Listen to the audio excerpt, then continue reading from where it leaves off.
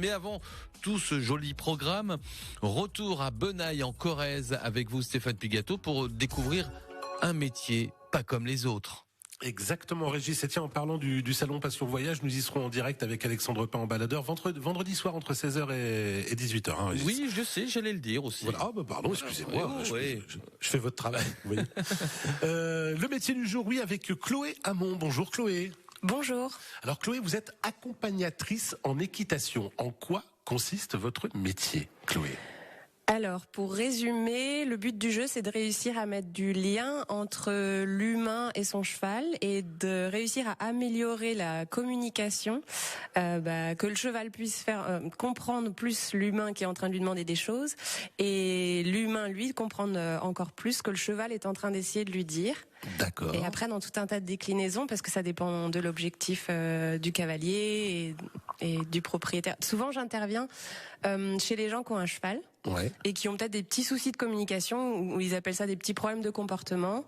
Et donc mon but, ma mission, c'est de remettre un petit peu de lien et d'harmonie dans la relation. D'accord, parce qu'effectivement, quand on fait du cheval, on est en interaction avec la bête et elle le sent, c'est ça, elle le ressent. Comment le cheval montre, par exemple, qu'il n'est pas content ou qu'il sent que le cavalier est nerveux ou...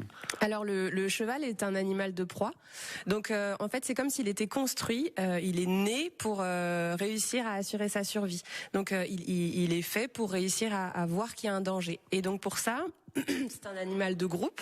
Donc, il est obligé d'être avec tous ses congénères pour réussir à survivre. D'accord. Et au niveau sensoriel, il est adapté à voir le moindre petit changement dans l'environnement.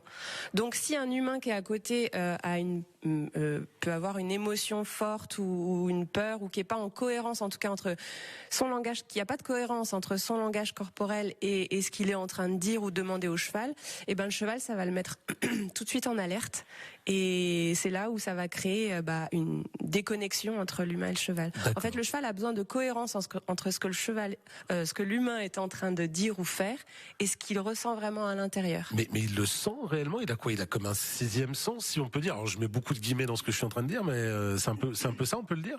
Oui, après il y a beaucoup de théories. Il y a des personnes qui disent que le cheval est capable de sentir les battements du cœur d'un autre individu et ce à des, je vais pas dire des kilomètres, mais à plusieurs mètres de lui. Donc c'est principalement au niveau de ses sens. Hein. Il a une vue très développée. Il va réussir à ressentir. Ouais, c'est peut-être pas forcément explicable concrètement, ou en tout cas pour nous, notre cerveau humain ou la raison humaine. Mais en tout cas, il y a une énergie qui se transmet et le cheval va vraiment ressentir ce que l'humain est en train de vivre dans l'instant. Ah ouais. D'accord. Alors si on est intéressé, on vous appelle, on prend rendez-vous.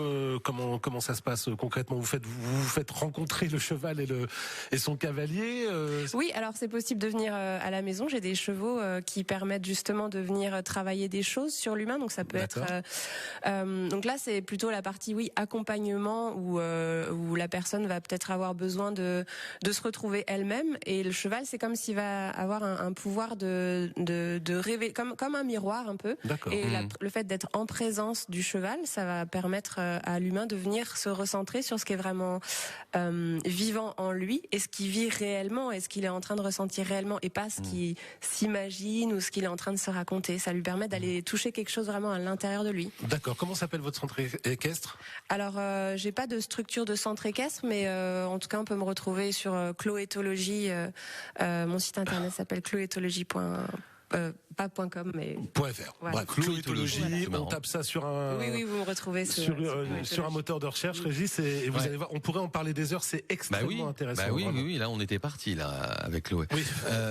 Je lui proposais une petite pastille au miel, un petit problème à la gorge. Mais oui, alors en plus de ça, elle est mignonne comme tout. C'est pas gentil de se moquer. Elle s'est cassé le doigt, pour tout vous dire, elle s'est cassé le doigt hier, elle est venue avec la petite poupée au doigt et tout. Vraiment, merci beaucoup Chloé d'être venue ce matin. Merci à vous. 8h42, l'escapade à Benaille.